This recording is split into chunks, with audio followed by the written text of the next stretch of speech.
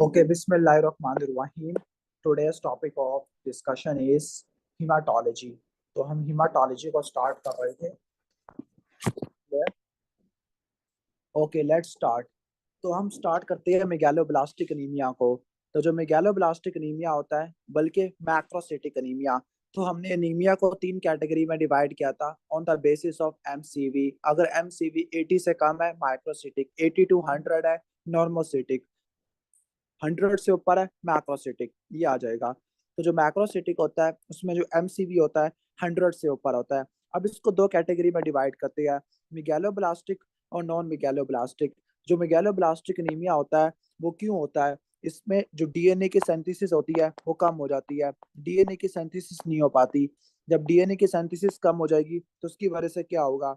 Okay, इसकी वजह से जो बड़े बड़े आरबीसी के प्रीकर्सर होते हैं वो डिवाइड नहीं हो पाएंगे. जब डीएनए की सिंथेसिस नहीं हो पाएगी, जो आरबीसी के प्रीकर्सर है वो इनलार्ज हो जाएगी. ओके, ठीक हो गया. इसके अलावा इन प्रीकर्सर को मेगैलोब्लास्ट कहते हैं. इसके अलावा जो न्यूट्रोफिल होते हैं वो आपको हाइपर सेगमेंटेड देखने को मिलेगा. हाइपर सेगमेंटेड का मतलब है 6 या 6 से ज्यादा आपको देखने को मिलते होते हैं. ओके, यानी जब डीएनए नहीं बनेगा तो सेल साइकिल अरेस्ट हो जाएगा, सेल ग्रोथ फेज में अरेस्ट हो जाती है क्योंकि वो रेप्लिकेट नहीं कर पा रहे, बड़े बड़े सेल आपको देखने को मिलते होते हैं. क्लियर? और जो न्यूट्रोफिल होते हैं हाइपर सेगमेंटेड हो जाते हैं, जो कि इमेच्योरिटी को इंडिकेट कर रहा होता है. स्टार्ट करते हैं मेगैलोब्लास्टिक वाला. जो मेगैलोब्लास्टिक होता है उसमें या तो B12 कम है या B9 कम है. ठीक हो गया. या पेशेंट कोई ऐसी ड्रग इस्तेमाल कर रहा है जिसमें B9 कम हो जाते हैं, लाइक 5-fluorouracil, मेथोट्रेक्सेट. क्लियर? जो आपके 2 विटामिन काफी इंपॉर्टेंट है, एक आपका B9 है और दूसरा B12 है. B9 को बोलते हैं फोलेट, B12 को बोलते हैं कोबालामीन, इनको बोलते हैं. ओके, ये 2 कोएंजाइम होते हैं जो कि डीएनए की सिंथेसिस करते होते हैं. इसके अलावा कुछ केसेस में जो मेगैलोब्लास्टिक एनीमिया होता है वो एक और एंजाइम, एक एंजाइम के डिफेक्ट की वजह से हो सकता है. उस एंजाइम का नाम है यूएमपी सिंथेज. ठीक हो गया. जब यूएमपी सिंथेज का डिफेक्ट होता है तो उसकी वजह से क्या होगा? ओरोटिक एसिड का लेवल ज्यादा हो जाएगा. जब ओरोटिक एसिड का लेवल ज्यादा होगा तो उसकी वजह से मेगैलोब्लास्टिक एनीमिया देखने को मिलता होता है. सबसे पहले हम फोलेट के और इसके रोल्स को देख लेते हैं कि फोलेट असल में करता क्या होता है, फोलेट का असल में क्या रोल होता है. जो आपका जो फोलेट होता है ना, ये डीएनए की सिंथेसिस के तौर पे काम करता है. जो आपका फोलेट होता है, ओके, तो पहले हम ये पढ़ लेते हैं मेगैलोब्लास्टिक एनीमिया में क्या होता है. डीएनए की सिंथेसिस नहीं हो पाती, मैच्योरेशन नहीं हो पाती, अरेस्ट हो जाती है. इसकी वजह से क्या होगा? ओके, मेगैलोब्लास्ट आपको देखने को मिलेगा. हाइपर सेगमेंटेड न्यूट्रोफिल होते हैं, लाइक B12 की डेफिशिएंसी है, फोलेट की डेफिशिएंसी है, medication like hydroxyurea, phenytoin, methotrexate और सल्फर ड्रग्स, ये मेगैलोब्लास्टिक एनीमिया करवा सकती है. अगर आपसे पूछे कौन कौन से ड्रग्स कराती है, ओके, तो मिमोनिक है इसका. Okay, PHS. ओके, ठीक हो गया. प्लाज्मोडियम फैल्सिपारम हिस्टडीन रिच प्रोटीन, ऐसा कुछ रट्टा मार लो. इसमें आरबीसी का साइज बढ़ जाता है और हाइपर सेगमेंटेड न्यूट्रोफिल होती है, ग्लोसाइटस देखने को मिलता है. सबसे पहला फोलेट की डेफिशिएंसी. जो फोलेट होता है ना, फोलेट करता क्या होता है, मुझे एक पूरा साइकिल बनाना पड़ेगा इसके लिए, फोलेट के लिए. ओके, जो आपका फोलेट होता है ये डीएनए की सिंथेसिस कराता होता है, 1 कार्बन मेटाबॉलिज्म के तौर पे काम आता है, सिंगल कार्बन को ट्रांसफर करता है, थायमीन की फॉर्मेशन कराता है. तो थायमीन की फॉर्मेशन होती है, डीएनए की न्यूक्लियोटाइड्स की फॉर्मेशन होती है. जो फोलेट होता है सबसे पहले कन्वर्ट होता है टेट्राहाइड्रोफोलेट में. तो जो टेट्राहाइड्रोफोलेट होता है ये एक्टिव फॉर्म होती है. ओके, टेट्राहाइड्रोफोलेट क्या होती है? ये आपकी एक्टिव फॉर्म होती है. टेट्राहाइड्रोफोलेट आपकी क्या होती है? एक्टिव फॉर्म होती है. अब जो एक्टिव फॉर्म होता है ना, उसको प्रोड्यूस करने के लिए कहने का मतलब सबसे पहले जो एंजाइम होता है वो आपको कौन सा होता है? डाईहाइड्रोफोलेट. कौन सा एंजाइम होता है आपका? डाईहाइड्रोफोलेट. ठीक हो गया. तो जो आपका सबसे पहले आपने फोलेट लिया, फोलेट कन्वर्ट हो गया मिथाइल टेट्राहाइड्रोफोलेट में. मैं यहाँ पे लिख देता हूँ, यहाँ पर इसको थोड़ा काट देते हैं. ओके, सपोज फोलेट लिया आपने, फोलेट कन्वर्ट हुआ मिथाइल टेट्राहाइड्रोफोलेट में. अब जो मिथाइल टेट्राहाइड्रोफोलेट है उसको वापस टेट्राहाइड्रोफोलेट में कन्वर्ट कराने के लिए मुझे क्या चाहिए? मुझे क्या चाहिए? विटामिन B12 चाहिए. यानी जो कोबालामीन होता है ना, वो फोलेट की जो एक्टिव फॉर्म है उसको रीजनरेट करता होता है. वो कोबालामीन करता क्या होता है? कोबालामीन होमोसिस्टीन को कन्वर्ट कराता है, ओके, मेथियोनिन में. एंजाइम कौन सा होता है? Homocysteine methionine synthase. ओके, यानी जो कोबालामीन होता है वो क्या करता है, टेट्राहाइड्रोफोलेट का एक मिथाइल ग्रुप उठा के टेट्राहाइड्रोफोलेट को रीजनरेट कर देता है। ठीक हो गया, क्लियर, ठीक हो गया, जो आपने रट्टा मार लेना है। जो आपका टेट्राहाइड्रोफोलेट होता है, टेट्राहाइड्रोफोलेट, ओके, ये कन्वर्ट हो जाता है डाईहाइड्रोफोलेट में। जब वो डाईहाइड्रोफोलेट में कन्वर्ट होता है तो इस स्टेप में वो क्या करता है, वो यूएमपी को कन्वर्ट करता है टीएमपी में। और जो टीएमपी होता है ये आगे डीएनए की सिंथेसिस कराता है। ठीक हो गया, दोबारा बता दूं, जो फोलेट होता है इसको रीजनरेट करने के लिए, एक्टिव फॉर्म को रीजनरेट करने के लिए टेट्राहाइड्रोफोलेट चाहिए।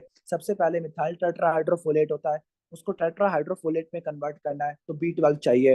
दैट इज वाई अगर B12 नहीं होगा तो फोलेट की एक्टिव फॉर्म नहीं बनेगी। ओके, ठीक हो गया, तो टेट्राहाइड्रोफोलेट बन गया। अब जो टेट्राहाइड्रोफोलेट है उसने डाईहाइड्रोफोलेट में कन्वर्ट होना है, और जब वो कन्वर्ट होता है वो थायमीन के फॉर्मेशन कराता है, और जो थायमीन होता है वो डीएनए के सिंथेसिस कराता है। फिर जो डाईहाइड्रोफोलेट होता है इसने वापस टेट्राहाइड्रोफोलेट में कन्वर्ट करना होता है। एंजाइम है डाईहाइड्रोफोलेट रिडक्टेस, और इस एंजाइम को निबेट करती है मीथोट्रेक्सेट। ओके, मीथोट्रेक्सेट इसको निबेट करती है। और जो ये एंजाइम है जो कि थायमीन की फॉर्मेशन करवाता है, इसको इनिबिट करने वाली कौन सी है, इसको इनिबिट करने वाली 5-फ्लोरोयूरेसिल है। उम्मीद है कि समझ आ गया होगा, ये पूरा मेटाबॉलिज्म होता है इसका। तो पहले पढ़ लेते हैं हम फोलेट वाला। ठीक है, फोलेट वाला पढ़ लेते हैं। फोलेट की डेफिशिएंसी है, जो फोलेट होता है ना, हम इसको किस फॉर्म में इंजेस्ट करते हैं, पॉलीग्लूटामेट्स की फॉर्म में इंजेस्ट करते हैं, पॉलीग्लूटामेट्स की फॉर्म में इंजेस्ट करते होते हैं। ठीक हो गया, लेकिन ये एब्जॉर्ब होता है मोनोग्लूटामेट की फॉर्म में, मोनोग्लूटामेट की फॉर्म में। अब इसको पॉलीग्लूटामेट को मोनोग्लूटामेट में कन्वर्ट कराना है तो इंटेस्टाइन में एंजाइम होता है इंटेस्टाइनल कॉन्जुगेस। जो कॉन्जुगेस होता है पॉलीग्लूटामेट को मोनोग्लूटामेट में कन्वर्ट कराता है। फिर ये फोलेट आपका जूजिना में एब्जॉर्ब हो जाता है, जूजिना में एब्जॉर्ब हो जाता है। अब कोई भी चीज जो इंटेस्टाइनल कॉन्जुगेस के लेवल को कम करती है, फॉर एग्जांपल अगर किसी को क्रॉन्स डिजीज है, सिलिक डिजीज है, उसमें ब्रश बॉर्डर एंजाइम नहीं काम नहीं करते, फोलेट की एब्जॉर्प्शन नहीं हो पाएगी। क्लियर, फोलेट की एब्जॉर्प्शन होती है ना, तो जो फोलेट होता है, जो मोनोग्लूटामेट है, जो मोनोग्लूटामेट फॉर्म होती है, ये किस में कन्वर्ट हो जाती है, 5 मिथाइल टेट्राहाइड्रोफोलेट में कन्वर्ट हो जाती है। क्लियर, ठीक हो गया। फिर ये फोलेट आपका स्टोर हो जाता है लीवर के अंदर 3 से लेकर 4 महीनों तक। ठीक हो गया, लेकिन ये जो स्टोरेज है ना इसकी फोलेट की, वो सिर्फ 3 से लेकर 4 महीनों तक है लीवर में। जो कोबालामीन होती है इसकी जो स्टोरेज होती है, ऑलमोस्ट हम कह सकते हैं कि लीवर में 3 से लेकर 4 साल तक होती है। यानी एक पेशेंट है, उसको मिगैलोब्लास्टिक एनीमिया है, तो मोस्ट प्रोबेबली फोलेट की वजह से ज्यादा चांसेस है। ओके, क्योंकि इसके स्टोर जल्दी खत्म हो जाते हैं। अब इसके क्या क्या काज होते हैं, नंबर 1, आप डाइट में नहीं ले पा रहे, डाइट में नहीं ले पा रहे, इनएडिक्वेट इनटेक है। फॉर एग्जांपल एक पेशेंट है जो अल्कोहल इस्तेमाल करता है, या मैल न्यूट्रिशन है, अल्कोहलिक है। जो अल्कोहल होते हैं ना, फोलेट की एब्जॉर्प्शन को रोक देती होती है। या फिर अगर आप फूड को ओवर कुक करोगे, फोलेट की एब्जॉर्प्शन कम हो जाती है। या फिर एब्जॉर्प्शन नहीं हो पा रही इंटेस्टाइन से, क्रॉन्स डिजीज है, सिलिक डिजीज है, या डिमांड बढ़ गई है, प्रेगनेंसी के अंदर डिमांड बढ़ जाती है, या हिमोलिटिक एनीमिया है, आरबीसी को नहीं बनाना है, उसमें डिमांड बढ़ जाती है। ओके, या कोई मेडिकेशन इस्तेमाल कर रहा है बंदा, लाइक फेनिटोइन है, उसमें फोलेट की डेफिशिएंसी होती है, ट्राइमिथोप्रिम, इसमें डेफिशिएंसी होती है, सल्फासालाजीन, मिथोट्रेक्सेट, ये सारी ड्रग्स फोलेट को कम कर देती है। जब फोलेट की डेफिशिएंसी होती है, पेशेंट कैसे कैसे प्रेजेंट करता होता है, एक बात रट्टा मार लेना, जो फोलेट की डेफिशिएंसी होती है और आपका कोबालामीन की डेफिशिएंसी होती है, दोनों सेम प्रेजेंट करते होते हैं। ओके, ठीक हो गया, लेकिन रट्टा मार लेना, जो आपका दोनों में डिफरेंशिएटिंग पॉइंट क्या है, जो आपका अगर फोलेट की डेफिशिएंसी है, मिथाइल मेलोनिक एसिड का लेवल नॉर्मल होता है, क्योंकि ये जो एंजाइम है ना इसको B12 चाहिए। ओके, इसको मतलब आ, इसकी कन्वर्जन कराने के लिए B12 चाहिए। अगर B12 नहीं होगा, मिथाइल मेलोनिक एसिड का लेवल ज्यादा होगा। दूसरा, B12 की डेफिशिएंसी होती है तो आपको न्यूरोलॉजिकल सिम्टम्स देखने को मिलते हैं। बाकी आपको कॉमन फीचर्स आपको देखने को मिलते हैं, लाइक क्या होते हैं, स्मूथ, बीफी, रेड टंग देखने को मिलती है। ओके, ठीक हो गया। इसके अलावा आपको आ, ये चीजें देखने को मिलती है, और अनीमिया के सिम्टम देखने को मिलते हैं, लेकिन जो न्यूरोलॉजिकल फाइंडिंग होती है वो सिर्फ कोबालामीन में देखने को मिलती है। अब लैब्स कराओगे, लैब्स में क्या मिलेगा फोलेट की डेफिशिएंसी में। ओके, लैब्स कराओगे क्या क्या मिलेगा, सबसे पहले 1 सेकेंड, आप HB करा लोगे कम होगा, हेमाटोक्रिट कराओगे कम मिलेगा, MCB करा लोगे 100 से ज्यादा हो जाएगा। ओके, पेरिफेरल सिमेयर कराओगे, उसमें पैनसाइटोपिनिया होगा, सेल्स कम हो जाती है। ओवल मैक्रोसाइटोसिस मिलेगा आपको, मेगैलोब्लास्ट मिलते हैं, और हाइपर सेगमेंटेड न्यूट्रोफिल, 6 या 6 से ज्यादा लोब्स देखने को मिलते हैं। ओके, न्यूट्रोफिल देखने को मिलते हैं। बोन मैरो कराओगे आपको मेगालोब्लास्ट मिलेगा। आपको फोलेट के लेवल्स कम देखने को मिलते हैं। फोलेट का लेवल कहाँ पे कराओगे आप? ओके, सीरम फोलेट लेवल करा लोगे। ओके, लेकिन जो बेस्ट होता है आपका वो आरबीसी फोलेट है। जो आरबीसी फोलेट है वो बेस्ट होता है एज कम्पेयर टू सीरम वाला। ओके, इसके अलावा होमोसिस्टिन के लेवल करा लोगे, वो आपके क्या मिलेंगे? वो आपको ज्यादा मिलेंगे क्योंकि वो मेथियोनिन में कन्वर्ट नहीं हो रहा। लेकिन मिथाइल मेलोनिक एसिड का लेवल नॉर्मल होगा। ट्रीटमेंट क्या है? फोलिक एसिड के सप्लीमेंट्स इस्तेमाल कर लो। क्लियर? ठीक हो गया। लेकिन रट्टा मार लेना कि अगर पेशेंट को B12 की डेफिशिएंसी है, फोलिक एसिड देते रहोगे। फोलिक एसिड मेगालोब्लास्टिक एनीमिया को तो ठीक कर देगा, लेकिन वो न्यूरोलॉजिकल टेस्ट को, न्यूरोलॉजिकल फाइंडिंग को प्रेसिपिटेट कर देगा। सही हो गया। इसके बाद है B12। जो B12 होता है उसको बोलते हैं कोबालामीन, कोबालामीन कहते होते हैं, कोबालामीन है। क्लियर? अब जो B12 होता है ना, ओके, ये को फैक्टर होता है, 2 स्टेप्स में चाहिए होता है B12 आपका। ठीक हो गया। वो 2 स्टेप्स कौन कौन से होते हैं? ओके, यानी एक फैटी एसिड की जो ओट चेन फैटी एसिड है उसका मेटाबॉलिज्म में आता है। और दूसरा, ये फोलेट को रीजनरेट कराता होता है। ये 2 हम स्टेप्स यहाँ पर लिख ही लेते हैं। ओके, सबसे पहले क्या होता है, यानी आपका जो ओट चेन फैटी एसिड है, जो आपका ओट चेन फैटी एसिड है, ठीक हो गया, उस फैटी एसिड की ऑक्सीडेशन हुई है, या फिर आपका मैथियोनिन है, ओके, आइसोल्यूसिन है, और वेलिन है। ओके, इन दोनों से क्या प्रोड्यूस होता है? प्रो ओके, प्रोपियोनाइल कोए प्रोड्यूस होता है। प्रोपियोनाइल कोए, ओके, ये कन्वर्ट हो जाता है आपका, कहने का मतलब है मिथाइल मेलोनाइल कोए में। मिथाइल मेलोनाइल कोए में एंजाइम कौन सा होगा? कार्बोक्सिलेज। और को फैक्टर क्या चाहिए आपको? बायोटिन के लेवल चाहिए। फिर जो मिथाइल मेलोनाइल कोए होता है, एंजाइम होता है म्यूटेस, और इसके लिए B12 चाहिए होता है। ये मिथाइल मेलोनाइल कोए को सक्सिनाइल कोए में कन्वर्ट कर देता है। फिर ये सक्सिनाइल कोए कहाँ जाता है? सिट्रिक एसिड साइकिल में इस्तेमाल होता है। ओके, और सिट्रिक एसिड साइकिल में ये ग्लूकोनियोजेनेसिस में इस्तेमाल हो जाता है। ग्लूकोनियोजेनेसिस के अंदर जो आपके अमाइनो एसिड है या फैटी एसिड है, ये ग्लूकोज में कन्वर्ट हो जाते हैं। तो ये बेसिक मैकेनिज्म था फोलेट का, B12 का। तो ये B12 का एक ये रोल होता है। दूसरा B12 का ये रोल होता है कि B12 ने मिथाइल टेट्राहाइड्रोफोलेट को टेट्राहाइड्रोफोलेट में कन्वर्ट कराना होता है। टेट्राहाइड्रोफोलेट को रीजनरेट करना होता है। होमोसिस्टिन को मेथियोनिन में कन्वर्ट करना होता है। तो ये बेसिक इसके आ जाते हैं फंक्शन। अब जो B12 होता है, कोबालामीन होता है, इसके कहने का मतलब है क्या क्या रोल होते हैं। अब जो कोबालामीन है, एक बात याद रखनी है, जो कोबालामीन होता है, B12 होता है, ये हमेशा एनिमल प्रोडक्ट में होता है। यानी ये हमेशा एनिमल डाइट में देखने को मिलेगा। जब आप डाइट में लोगे तो इसका, वैसे हमने एब्जॉर्प्शन वाला ऑलरेडी पढ़ चुके थे कि सबसे पहले क्या होता है, आप लेते हो सलाइवा के अंदर एक प्रोटीन होती है, आर प्रोटीन। ठीक हो गया, R protein. R protein saliva में प्रोड्यूस होती है, लेकिन वो स्टोमक के अंदर कॉम्प्लेक्स बनाती है। स्टोमक के अंदर इंट्रिंसिक फैक्टर होता है, वो इसके साथ कॉम्प्लेक्स करता है, फिर इसकी एब्जॉर्प्शन को बढ़ा देता होता है। अब हम इसके काजेस को पढ़ लेते हैं। B12 के इसके काजेस क्या क्या होते हैं? नंबर 1, डाइटरी इनटेक कम है। फॉर एग्जांपल, अगर कोई बंदा ग्रीन लीफी वेजिटेबल खाता रहता है, जो वेजिटेरियंस होते हैं उसके अंदर B12 का लेवल कम होता है, लेकिन उसमें फोलेट का लेवल ज्यादा देखने को मिलता होता है। नंबर 2, इसके अलावा अगर एब्जॉर्प्शन कम है फोलेट की, B12 की एब्जॉर्प्शन कम है, लाइक पेशेंट का गैस्ट्रिक एसिड कम हो सकता है, या गैस्ट्रेक्टमी हुई है, क्योंकि इस केस में क्या होता है, जो होता है ना गैस्ट्रिक एसिड होता है, ये क्या करता है, ये आर बाइंडर्स को क्लीव करता होता है। इसके अलावा अगर इंट्रिंसिक फैक्टर नहीं है पर्निशियस एनीमिया के अंदर, या मेल अब्जॉर्प्शन है क्रॉन्स डिजीज के अंदर, या पेनक्रियाटिक इंसफिशिएंसी है जिसमें एंजाइम अलैदा नहीं हो पाता, तो इस केस में आपको देखने को मिलता होता है। या फिश टेप वार्म है, उस केस में आपको देखने को मिलता है डाइफाइलोबोथ्रियम लेटम।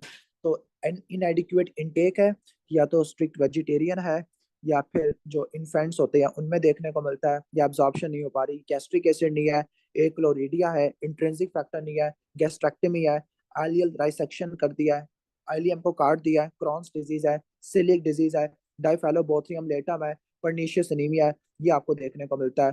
पेशेंट को ना, आपको होमोसिस्टिन का लेवल ज्यादा होगा और मेथाइल मेलोनिक एसिड का लेवल भी ज्यादा होगा।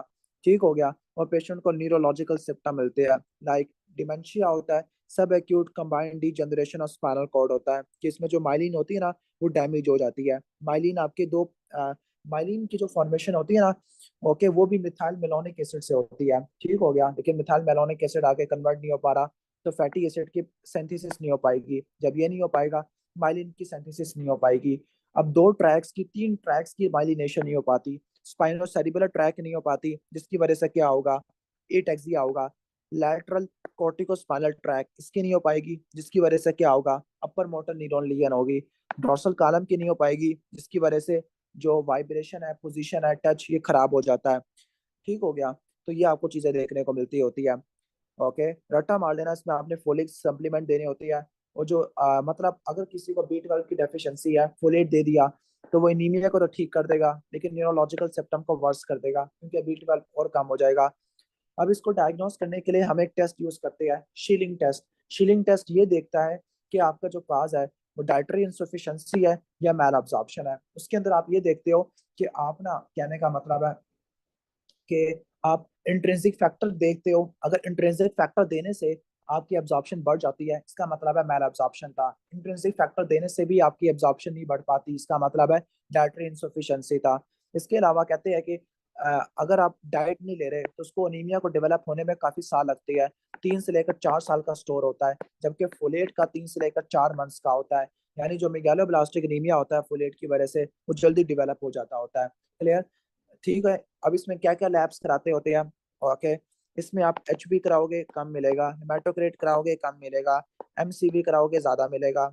ओके, कोबालामीन के लेवल करा लोगे, विटामिन B12 के आपको कहने का मतलब है कम देखने को मिलेगा सीरम में। पैनसाइटोपिनिया, बाकी सब चीजें सेम होती है। होमोसिस्टीन का लेवल आपको ज्यादा देखने को मिलता है। मिथाइल मेलोनिक एसिड का लेवल आपको कम देखने को मिलता होता है, ठीक हो गया। इसके अलावा शिलिंग टेस्ट कराते होती है, और इंट्रिंसिक फैक्टर एंटीबॉडी और एंटी पेराइटल सेल एंटीबॉडी, जो कि ऑटोइम्यून गैस्ट्राइटिस में देखते हैं, पर्निशियस एनीमिया में देखते हैं। क्लियर? ऑलमोस्ट ये हो जाएगा। इसके बाद हमारा ये भी टॉपिक हो गया। इसके बाद है ओरोटिक एसिड यूरिया। जो ओरोटिक एसिड यूरिया होता है, उसमें आपका क्या होता है, ये ऑटोसोमल रिसेसिव डिजीज होता है। Okay, clear? इसमें क्या होता है, जो प्यूरिन्स होती है उनका जो डी नोवो पाथवे है, डी नोवो पाथवे होता है, सॉरी, पिरामिडीन्स होती है, उनका जो डी नोवो पाथवे है वो नहीं काम करता। एक एंजाइम होता है UMP सिंथेज, जो UMP सिंथेज होता है वो इसके अंदर आ जाता होता है, ठीक हो गया। क्लियर? अगर आपका UMP एंजाइम की डेफिशिएंसी होती है, ओके, तो क्या होगा, UMP का लेवल ज्यादा होगा। ओके, UMP क्या होता है, UMP यूरिडीन 5 मोनोफॉस्फेट, इसका लेवल ज्यादा होता है। जब इसका लेवल ज्यादा होता है तो ये किस में कन्वर्ट हो जाता है, ये आपका ओरोटिक एसिड में कन्वर्ट हो जाता है, ठीक हो गया। ओके, इसके अलावा कहने का मतलब है ओरोटिक एसिड में कन्वर्ट हो जाता है, ओरोटिक एसिड यूरिया होता है। और जब आपका कहने का मतलब है कि जब UMP एंजाइम डेफिशिएंट हो जाएगा, तो पिरामिडिन की सिंथेसिस नहीं हो पाएगी। जब पिरामिडीन्स नहीं बनेगी, DNA नहीं बनेगा, जिसकी वजह से क्या होगा, मेगालोब्लास्टिक एनीमिया हो जाएगा। अब जो बच्चे होते हैं ना, बच्चों में देखने को मिलता है failure to thrive, developmental anomalies देखने को मिलती है, ओरोटिक एसिड का लेवल ज्यादा होता है। इसमें जो मेगालोब्लास्टिक एनीमिया होता है, फोलेट लेने से बिल्कुल भी ठीक नहीं होता। और इसमें अमोनिया का लेवल ये आपको नहीं देखने को मिलता। ओके, क्यों? क्योंकि जो ऑर्निथिन ट्रांस कार्बामाइलेज है, ओके, यानी अगर आपको पेशेंट को ओरोटिक एसिड यूरिया देखने को मिले, यानी अगर पेशेंट को ओरोटिक एसिड यूरिया, इसके दो ही पॉसिबिलिटी हो सकती है। या तो आपका UMP एंजाइम सिंथेज ये नहीं है, ये एंजाइम कम है। और ये एंजाइम कौन सा होता है, ये एंजाइम आपका पिरामिडीन्स की सिंथेसिस का है, ठीक हो गया। ओके, पिरामिडीन्स की सिंथेसिस का है, पिरामिडीन्स की सिंथेसिस का एंजाइम है, पिरामिडीन्स की सिंथेसिस का एंजाइम है। जब पिरामिडीन्स की सिंथेसिस का एंजाइम है, अमोनिया का लेवल तो नॉर्मल होगा, क्योंकि अमोनिया का मसला नहीं है, लेकिन DNA की सिंथेसिस कम होती है। इसके अलावा ओरोटिक एसिडूरिया एक और कंडीशन में भी होता है, जब ऑर्निथिन कार्बोमाइलेज, इस एंजाइम की डेफिशिएंसी होती है। ये एंजाइम यूरिया साइकिल का होता है, जिसने अमोनिया को यूरिया में कन्वर्ट करना है। यानी इसके अंदर क्या होता है, अमोनिया का लेवल ज्यादा होता है, लेकिन DNA की सिंथेसिस नॉर्मल होती है। तो ये आपने पढ़ लेना है, ओरोटिक एसिड यूरिया के दो डिफरेंशियल बता दिया है। क्लियर? तो उसको जल्दी जल्दी पढ़ते हैं। ओरोटिक एसिड, आप कहने का मतलब है जो ओरोटिक एसिड है वो UMP में कन्वर्ट नहीं हो पा रहा, मैं उल्टा बता गया। UMP का लेवल कम नहीं होगा, ज्यादा नहीं होगा, कम हो जाएगा। यानी जो आपका ओरोटिक एसिड है UMP में कन्वर्ट नहीं हो पा रहा, डी नोवो सिंथेसिस नहीं हो पा रही, क्योंकि UMP सिंथेस एंजाइम नहीं है, जिसकी वजह से आपका UMP का लेवल कम होगा। ओके, कम हो जाएगा। यहाँ पे थोड़ा मैंने उलट बता दिया।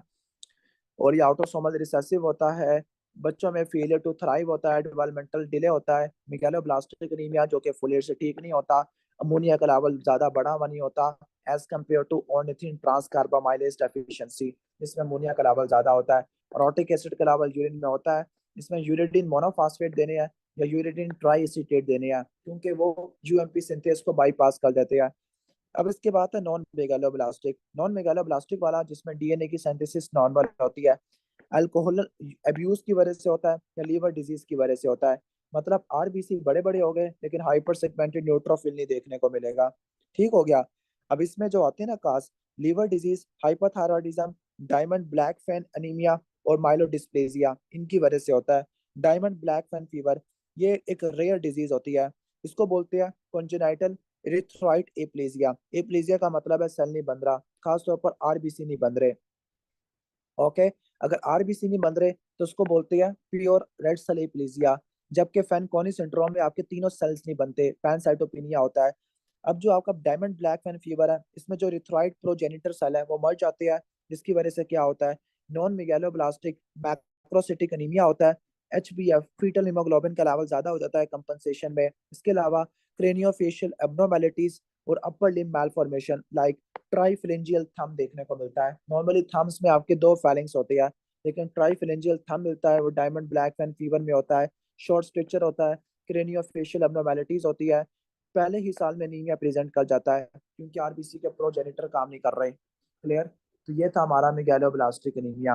उम्मीद है कि समझ आ गया होगा। ओके। इसके बाद हमारा है